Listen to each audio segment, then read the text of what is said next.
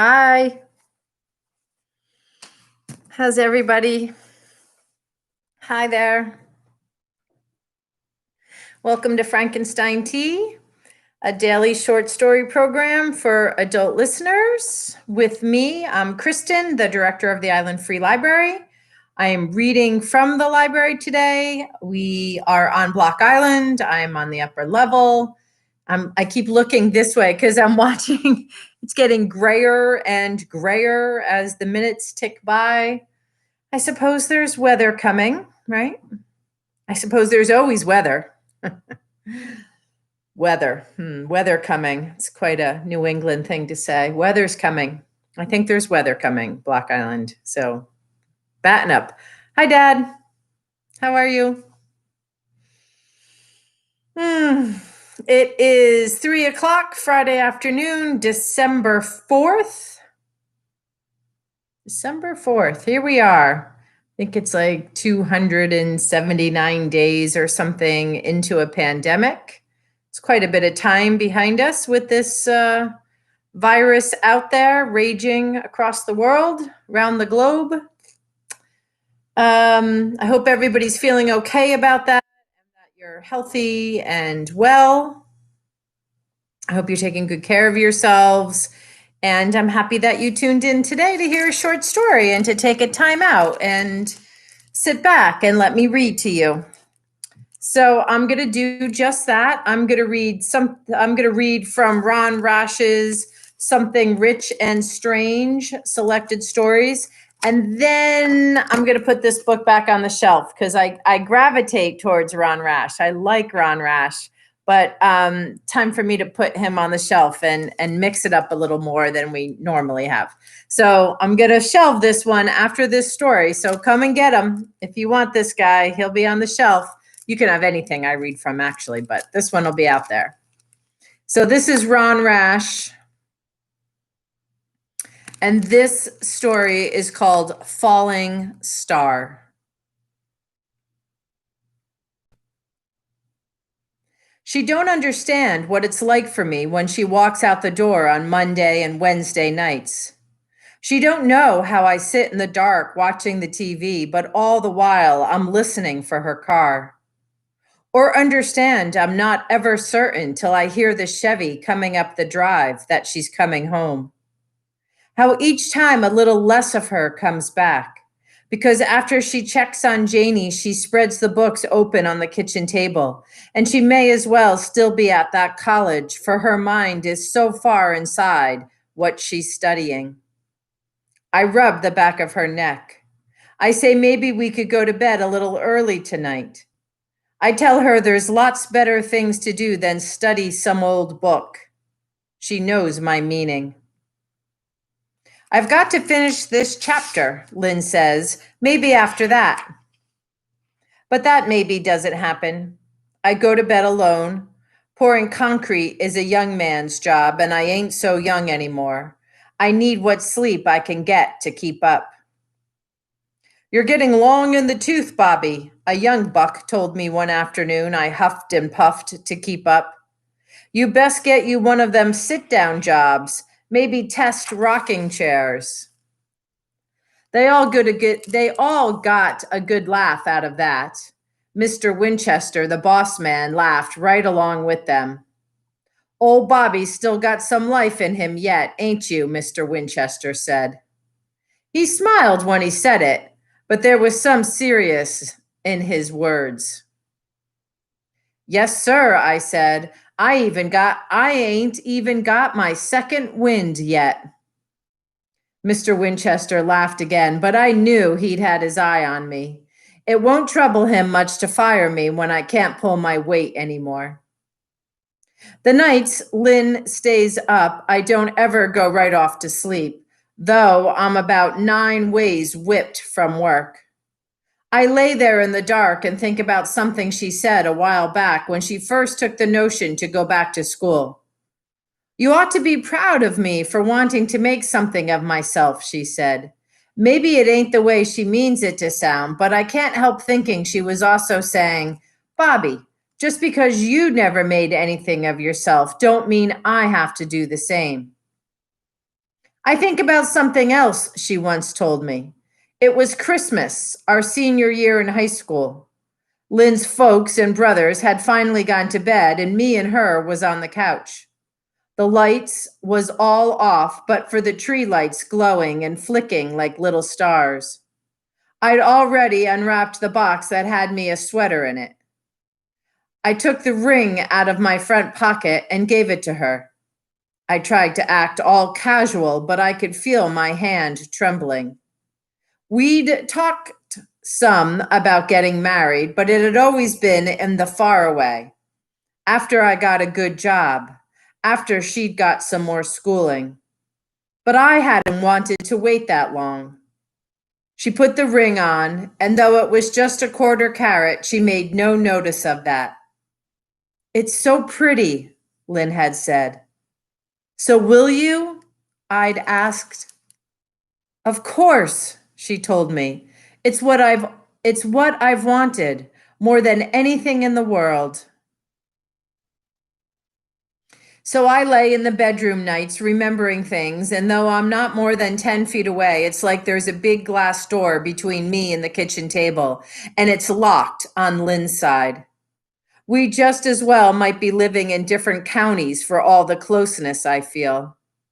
A diamond can cut through glass, I've heard, but ain't so sure anymore. One night I dream I'm falling. There are tree branches all around me, but I can't grab hold of one. I just keep falling and falling for forever. I wake up all sweaty and gasping for breath. My heart pounds like it's some kind of animal trying to tear out my chest. Lynn's got her back to me, sleeping like she ain't got a care in the world. I look at the clock and I see I have 30 minutes before the alarm goes off. I'll sleep no more anyway. So I pull on my work clothes and stumble into the kitchen to make some coffee. The books are on the kitchen table, big thick books. I open up the least one I call a book called Astronomy Today. I read some and it makes no sense. Even the words I know seem to lead nowhere. They just as likely be ants scurrying around the page. But I know Lynn understands them. She has to, since she makes all A's on her tests. I touch the cigarette lighter in my pocket and think a book is so easy a thing to burn. I think how in 5 minutes they'd be nothing but ashes, ashes nobody could read. I get up before I dwell on such a thing too long. I check on Janie, and she's managed to kick the covers off the bed. It's been a month since she started second grade, but it seems more like a month since we brought her home from the hospital. Things change faster than a person can sometimes stand, Daddy used to say, and I'm learning the truth of that. Each morning, it's like Janie sprouted another inch. I'm a big girl now, she tells her grandma, and that's always gets a good laugh. I took her the first day of school this year, and it wasn't like first grade when she was tearing up when me and Lynn left her there. Janie was excited this time, wanting to see her friends. I held her hand when we walked into the classroom. There was other parents milling around, the kids searching for the desk that had their name on it. I looked the room over. A hornet's nest was stuck on a wall, and a fish tank bubbled at the back. Beside it, a big blue globe like I'd had in my second grade room. Welcome back was written in big green letters on the door. You need to leave, Janie said, letting go of my hand. It wasn't until then I'd noticed the rest of the parents already had, the kids, but for Janie, in their desks. That night in bed, I told Lynn I thought we ought to have another kid. We barely can clothe and feed the one we got, she'd said, then turned her back to me and went to sleep. It's not something I gnaw on a few weeks and then decide to do. I don't give myself time to figure out it's a bad idea. Instead, as soon as Lynn pulls out of the drive, I round up Janie's gown and toothbrush. You're spending the night with Grandma, I tell her. What about school? Janie says. I'll come by and get you come morning. I'll bring you some school clothes. Do I have to? Janie says. Grandma snores. We ain't arguing about this, I tell her. Get you some shoes on and let's go. I say it kind of cross, which is a sorry way to act since it ain't Janie that's got me so out of sorts. When we get to Mama's, I apologize for not calling first, but she says there's no bother. There ain't no trouble between you and Lynn, she asks. No, ma'am, I say. I drive the 5 miles to the community college.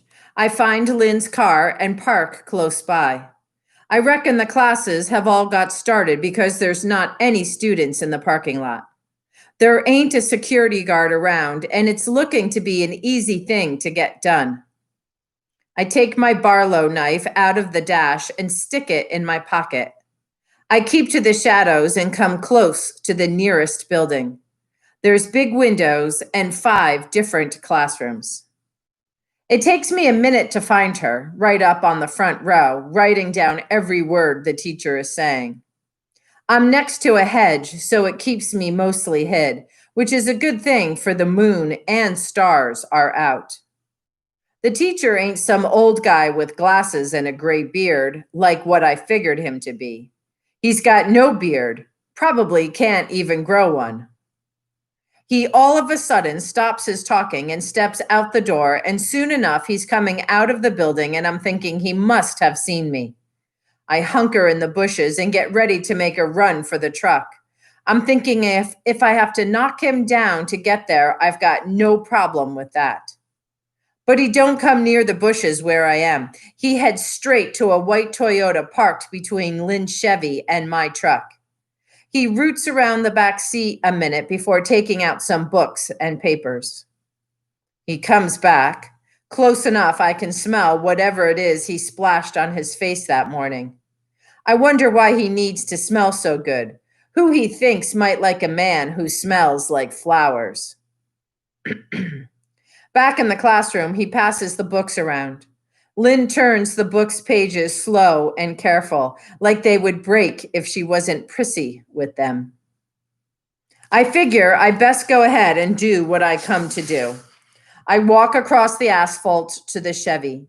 I kneel beside the back left tire, the Barlow knife in my fist. I slash it deep and don't stop cutting till I hear a hiss. I stand up and look around. Pretty sorry security, I'm thinking. I've done what I come for, but I don't close the knife. I kneel beside the white Toyota. I start slashing the tire, and for a second, it's like I'm slashing that smooth young face of his. Soon enough, that tire looks like it's been run through a combine. I get in my truck and drive toward home. I'm shaking, but don't know what I'm afraid of. I turn on the TV when I get back, but it's just something to do while I wait for Lynn to call. Only she don't. 30 minutes after her class let out, I still ain't heard a word. I get a picture in my mind of her out in that parking lot by herself, but maybe not as by herself and safe as she thinks, with the security guard snoring away in some office. I'm thinking Lynn might be in trouble I'd put her in. I get my truck keys and I'm halfway out the door when headlights freeze me. Lynn, don't wait for me to ask. I'm late because some asshole slashed my tire, she says. Why didn't you call me? I say. The security guard said he'd put on the spare, so I let him. That was easier than you driving 5 miles. Dr. Palmer had a tire slashed too. Who changed his tire? I ask. Lynn looks at me. He did. I wouldn't have reckoned him to have the common sense to. Well, he did, Lynn says. Just because somebody's book smart doesn't mean that person can't do anything else. Where's Janie? Lynn asks when she sees the empty bed. She took a notion to spend the night with Mama, I say. How's she going to get to school come morning? She asks. I'll get her there, I say. Lynn sets down her books. They're piled there in front of her like a big plate of food that's making her stronger and stronger. I don't reckon they got an idea of who done it, I ask, trying to sound all casual. Lynn gives a smile for the first time since she got out of the car. They'll soon enough have a real good idea. The dumb son of a bitch didn't even realize they have security cameras. They've got it all on tape, even his license. The cops will have that guy in 24 hours. At least that's what the security guard said. It takes me about 2 heartbeats to take that in. I feel like somebody just sucker punched me. I open my mouth, but it takes a while to push some words out. I need to tell you something, I say, whispery as an old sick man. Lynn doesn't look up. She's already stuck herself deep in a book. I've got 3 chapters to read, Bobby. Can't it wait? I look at her. I know I've lost her, known it for a while. Me getting caught for slashing those tires won't make it any worse, except maybe at the custody hearing.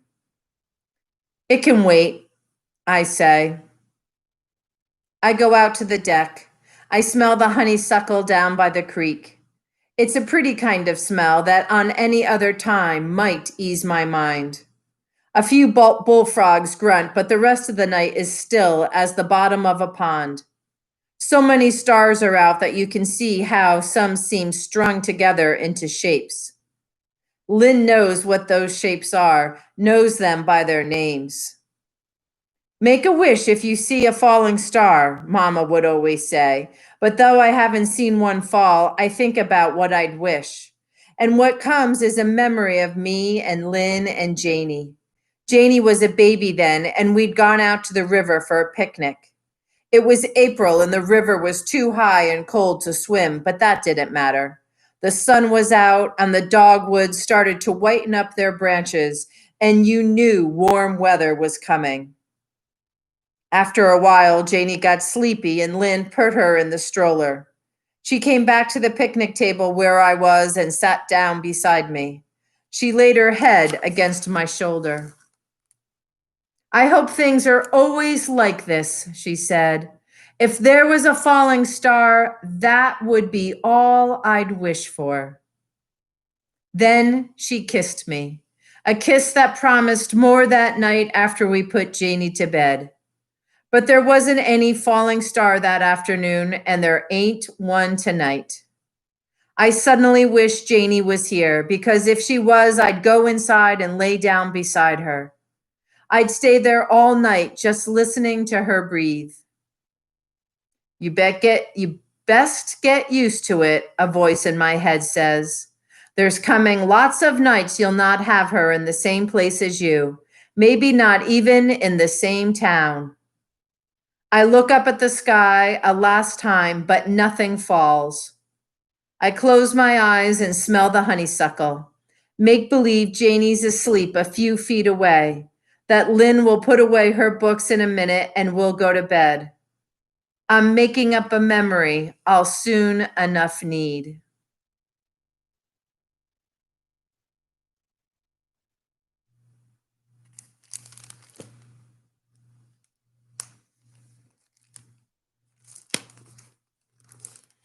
Ron Rash.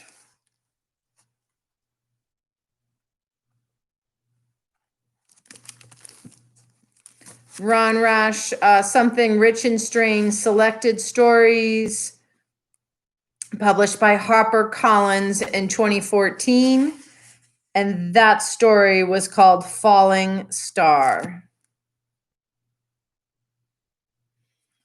I think this is the book where we read that good one where he's in the helicopter. Was that Ron Rash? Yeah, we've read some good stories out of this, but I'm going to put it back. That one was a little sad today, huh? A little sad for a rainy Friday afternoon in the holidays. All right, I'm going to spend some time looking for some short stories for us for this month, and I'll be back tomorrow with another one. Have a good afternoon, Dad. Say hi to everybody for me. Okay, thanks for coming, everyone. Have a good afternoon. Peace.